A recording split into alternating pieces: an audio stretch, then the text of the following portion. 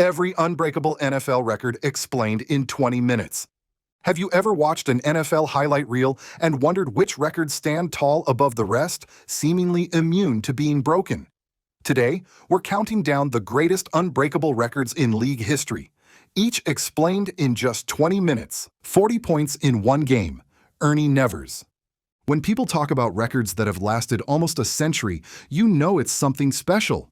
Ernie Nevers' 1929 performance for the Chicago Cardinals stands as one of the most remarkable feats in NFL lore. In that game, Nevers scored 6 rushing touchdowns and added 4 extra-point kicks, all 40 points scored by Nevers himself. Regardless of the confusion about the exact touchdown count, the bottom line is that this single-game points total by one player remains one of the most unassailable marks in pro football history. Modern NFL fans might overlook Nevers' era, but his brand of versatility and dominance was extraordinary. Imagine the conditions back then: fewer protective measures, a heavier football, and rough, often muddy fields. Nevers played both offense and defense, kicked extra points, and was basically the Cardinals' one-man show. On Thanksgiving Day, 1929, against the Chicago Bears no less, he reeled off touchdown after touchdown. By the end of the day, he single-handedly accounted for every single point on the scoreboard for his team. Even the official NFL website acknowledges how number one he was in single-game scoring. Just to put things in perspective, Alvin Kamara tied the 6 rushing touchdown milestone in 2020, but he didn't kick extra points. That means Nevers' 40-point avalanche still stands untouched. In today's NFL, where teams specialize players into distinct roles, having a single individual run the ball across the goal line multiple times and handle kicking duties is almost unthinkable. Another angle to appreciate is how few skill position players ever see that many scoring opportunities. Running backs by committee, advanced defensive schemes, and the physical toll of repeated hits make the concept of piling up 6, let alone 7, rushing touchdowns absolutely mind-boggling. Not to mention scoring all your team's points. That alone feels like something from a fictional storyline. Nevers' single-game outburst has existed since the earliest days of professional football. It has survived the league's evolution, changes in rules, expansions of schedules, and leaps in athlete conditioning. If you're the type who loves improbable sports trivia, feel free to pull this one out next time someone brags about modern-day offensive juggernauts. Ernie Nevers is the ultimate back-in-my-day comeback, and for good reason. 22 sacks in one season. Michael Strahan, tied by T.J. Watt. When Michael Strahan set the single-season sack record in 2001, finishing with 22.5 sacks, it felt like a Herculean feat. Over 2 decades later, only T.J. Watt in 2021 has managed to tie that total on the stat sheet, also officially at 22.5, yet no one has shattered it outright. Some sources casually round it off to 22 sacks, but the official number recognized by the NFL is 22.5, so that's the figure to beat. However you slice it, the full season record remains intact. Strahan's 2001 campaign with the New York Giants was a masterclass in pass rushing. His combination of size, speed, and skill let him bulldoze offensive tackles and pile up quarterback hits week after week. Of course, everyone remembers Brett Favre's infamous slidegate in the final game of that season, where Favre famously went down and Strahan got credited for the record-breaking sack. Still, Strahan's year-long dominance was undeniable. He was constantly double-teamed and still racked up enormous numbers. Let's highlight just how difficult it is for modern pass rushers to challenge that total. The NFL may be more pass-happy today, which theoretically creates more sack opportunities. But offenses are also quicker, with short passes, mobile quarterbacks, and advanced blocking schemes. Quarterbacks are coached to release the ball faster, and offensive linemen train year-round to counter elite edge rushers. Even T.J. Watt, who finally tied Strahan's record, needed an absolutely scorching streak and top-tier Steelers' defensive teamwork to get there. Another factor making this record nearly untouchable is health. Logging more than 22 sacks in a single season demands an all-time performance. One missed game or a lingering injury can derail even the most dominant edge rusher's chances. And with the speed and physicality of today's NFL, staying healthy for all 17 regular season games is no small feat. If you look back at the league's sack leaders over the past decade, many flirt with the high teens or low 20s, but rarely do they push beyond that. The persistent question is, when is someone finally going to notch 23 or 24 sacks? TJ Watt gave us a glimpse, but in the end, he tied. Whether 22.5 is ultimately dethroned remains to be seen, but for now, Strahan and Watt still rule the pass rush kingdom. Before we move on to the next one in the list, I'd like to ask you a small favor. If you're enjoying this content so far, and I think you are, please take a second to like this video and subscribe to the channel. 547 career interceptions, Brett Favre. They call Brett Favre the gunslinger, and for good reason. Over his 20-year NFL career, Favre racked up a colossal 547 career interceptions, the most in league history. By a long shot. In an era that increasingly demands quarterback efficiency and precision, it's hard to imagine anyone ever coming close to that many picks again. Favre's style was always all or nothing. He'd thread the needle for a jaw-dropping completion. The next, he'd launch a rocket into triple coverage. Sometimes it was magic. Sometimes it was heartbreak, whether you were a Packers, Jets, or Vikings fan. But taking risks was part of his DNA. He kept defenders guessing because no one ever knew when he'd fire a ball in their direction with zero hesitation. Today's NFL is built differently. The modern emphasis is on protecting the football. Coordinators preach ball security, and analytics help QBs avoid low-percentage throws. Quarterbacks are now measured by stats like completion percentage over expectation and passer rating. No offense to Favre, but his chuck it deep and hope approach wouldn't fly in most modern coaching rooms. Favre started 297 consecutive regular season games, an Iron Man streak that gave him plenty of chances to rack up interceptions. Most quarterbacks don't make it that long anymore, and even if they do, they play with more caution. A modern-day gunslinger might hit 20 interceptions in a season once or twice, but nearly 550? That would require nearly 2 decades of starting and throwing picks at a reckless clip, year after year. Look at some recent veterans. Matthew Stafford has had his fair share of turnovers. Phillip Rivers, before retirement, was no stranger to picks, but neither came close to Favre. Drew Brees? Not even close. Tom Brady? He threw thousands more passes and still fell way short of Favre's interception count. The gap is massive. Favre's record isn't just a product of volume, it's a snapshot of an era and a quarterback who played like every down was his last.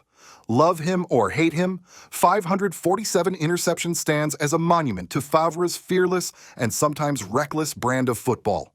Over 21,000 career yards from scrimmage, Emmit Smith.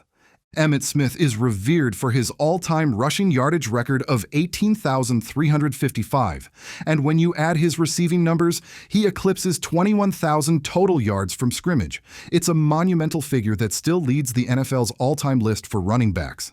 While Smith's rushing crown is the most cited stat, the combined total underscores his unbelievable durability, consistency, and workload over a 15-year career. In today's NFL, where running backs split carries or burn out quickly, catching Emmit might be even harder than it was back in his day. Drafted in 1990 by the Dallas Cowboys, Emmit quickly became the engine of an offense featuring Troy Aikman and Michael Irvin. Emmit didn't just rack up highlight reel runs, he ground out tough yards week after week, year after year. His best yardage season came in 1995, when he rushed for 1,773 yards and added 375 more through the air. Over his career, he led the league in rushing 4 times and found the end zone an astonishing 175 times on the ground. What makes his record so hard to break is the sheer physical toll of carrying the football at that volume. Today's NFL favors a running back by committee approach to protect players and keep offenses flexible. The era of the single workhorse back, getting 25 touches every week for 10-plus years, is mostly gone. Add in faster, harder-hitting defenses and shorter running back shelf lives, and it's easy to see why no one's come close. Consider names like Adrian Peterson, Frank Gore, and LaDainian Tomlinson. They've challenged parts of Smith's legacy, Peterson for peak dominance, Gore for longevity, but none have surpassed him in total yards from scrimmage. Smith was also astonishingly durable. From 1990 to 2002, he missed very few games and famously played through a separated shoulder in a must-win game against the New York Giants in 1993, rushing for 170 yards. That kind of grit is the stuff of legend. In a pass-heavy era with reduced workloads and greater injury caution, the odds of any running back reaching 21,000 yards from scrimmage are slim. You can never say never, but this record feels like it's built to last. 14 touchdown receptions as a rookie. Randy Moss. In 1998, Randy Moss took the NFL by storm with the Minnesota Vikings, hauling in an unprecedented 17 touchdown catches in his rookie season. It wasn't just a great debut, it was a seismic event that shattered every expectation for a first-year wide receiver. Moss was a mismatched nightmare, torching defenders deep, making acrobatic grabs, and stretching the field in ways the league had never seen. The Vikings' explosive offense, led by Randall Cunningham and later Jeff George, produced a highlight reel nearly every week, and Moss was the star of the show. Consider how improbable it is for a rookie to dominate at that level. Most first-year receivers go through a steep learning curve, adjusting to tighter coverage, more complex route trees, and the overall speed of the pro game. Moss, meanwhile, looked unstoppable from day one.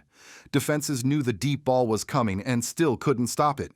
Even with veteran wideouts Chris Carter and Jake Reed also demanding targets, Moss finished with 1,313 receiving yards and scored touchdowns at a jaw-dropping rate.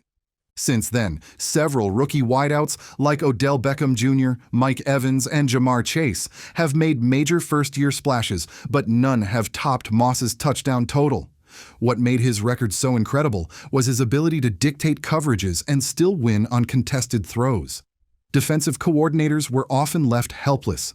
Watching tape from that 1998 Vikings team, it almost feels unfair, like Moss was playing a different game. Another major factor? Opportunity. Many teams bring rookie receivers along slowly, especially when they're behind established veterans. The transition from college to the pros is tough, and most rookies aren't immediately featured in the red zone. Moss was the rare exception, a once-in-a-generation athlete who forced the Vikings' hand. Minnesota knew they had lightning in a bottle, and they kept feeding him the ball. The result was pure magic. With the NFL more pass-heavy than ever, you'd think someone might challenge the record. But while rookies continue to post big yardage totals, turning those yards into 17 touchdowns is a different beast. Moss's gold standard continues to loom large over every rookie class. The 66-yard field goal. Justin Tucker.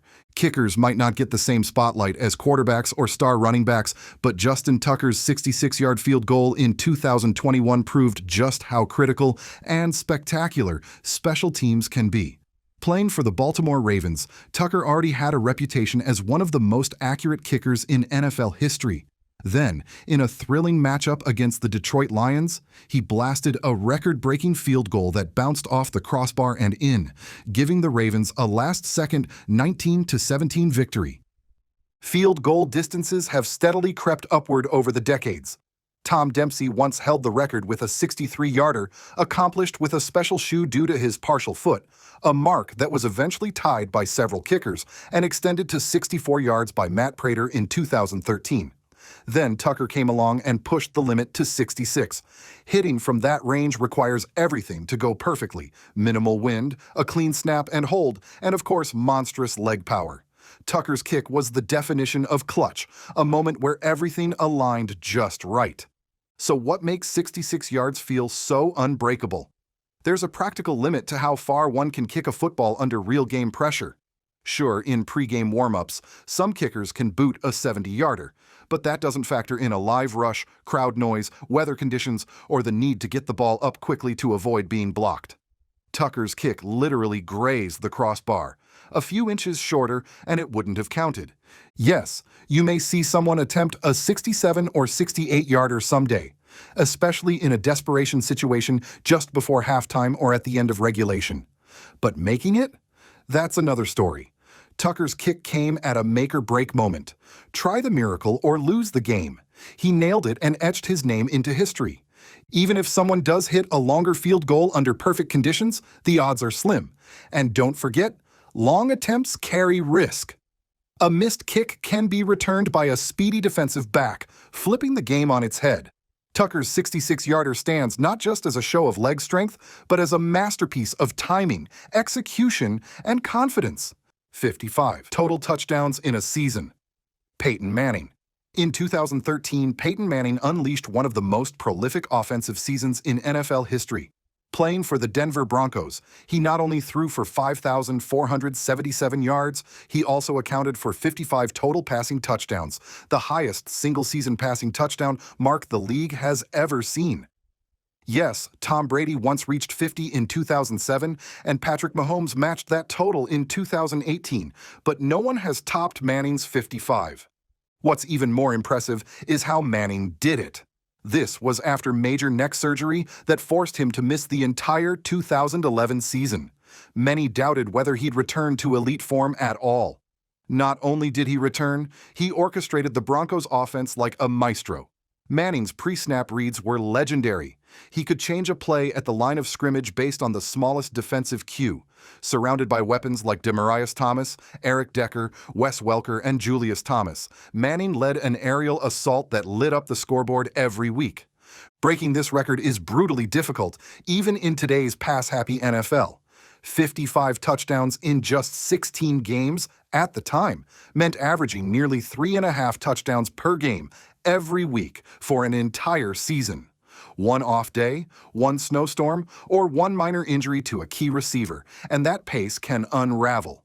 Mahomes gave it a serious shot in 2018, but still came up 5 short. The line between historic and record-breaking is razor thin. Yes, the league now plays 17 regular season games, which gives future quarterbacks an extra shot, but it's not that simple. Once a team's passing game becomes dominant, defenses adjust. Coordinators adapt schemes, secondaries clamp down on top targets, and pass rushers turn up the pressure. Sustained, week-to-week dominance at that level is almost impossible. Then there's the mental side. Manning was more than just an arm. He was an on-field offensive coordinator. He devoured film, dissected coverage tendencies, and ran the show with surgical control. Even with quarterbacks like Josh Allen and Mahomes redefining what's physically possible, matching Manning's precision, poise, and planning across a full season is a massive challenge. 55 is a massive number, and for now, it's safe to say, it still belongs to Peyton Manning. 1,964 receiving yards in a season. Calvin Johnson, dubbed Megatron for his imposing 6'5" frame and freakish athletic ability, Calvin Johnson set the single-season receiving yards record with 1,964 yards in 2012 while playing for the Detroit Lions. He broke Jerry Rice's long-standing mark of 1,848 yards from 1995, an achievement many believed would never fall. Yet Johnson powered through double teams, jaw-dropping catches, and a struggling Lions season to reach that eye-popping total. What made Johnson so unstoppable was his lethal blend of size, speed, and dominance at the catch point. Defensive backs rarely had a shot at outjumping him. If it was a contested ball, odds were Johnson came down with it. And it wasn't like he was surrounded by a high-powered offense. Even though Matthew Stafford was slinging the passes, Detroit wasn't a balanced team and didn't rack up many wins. Everyone in the stadium knew where the ball was going, and they still couldn't stop Megatron. NFL fans have held their breath a few times when it looked like this record might be in danger, most notably when Cooper Kupp of the Los Angeles Rams tore through the 2021 season. Kupp finished with 1,947 receiving yards, just 17 shy of Johnson's total. Even with the benefit of a 17th regular season game, Kupp still fell short. The razor-thin margin only underscores how monstrous 1,964 truly is. Setting a new receiving record isn't just about talent. It takes consistent production every week, strong chemistry with your quarterback, a clean bill of health, and an offensive scheme willing to funnel you the ball. Plenty of elite receivers, like Julio Jones or Antonio Brown, have had massive seasons, but even they hit lulls or got banged up along the way. Others might start hot and fade by December. Then there's the physical toll. Running sharp routes, absorbing contact over the middle, and drawing constant attention from defenders takes a toll over 16 or 17 games.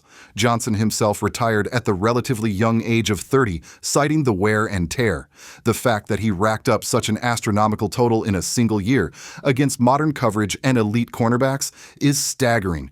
Fans love to speculate who might eventually crack 2,000. Maybe Justin Jefferson, Jamar Chase, or Tyreek Hill could make a run. But as Cooper Kupp learned, getting close is one thing. Crossing that final threshold is another. For now, 1,964 remains the summit of single-season receiving dominance, thanks to the rarest of combinations: Calvin Johnson's size, skill, and singular season. There you have it, 8 NFL records that remain as tall mountains in football lore. If you enjoyed this high-energy deep dive into Unbreakable records, smash that subscribe button so you never miss out on more football facts, trivia, and fun. Thanks for watching, and we'll see you next time.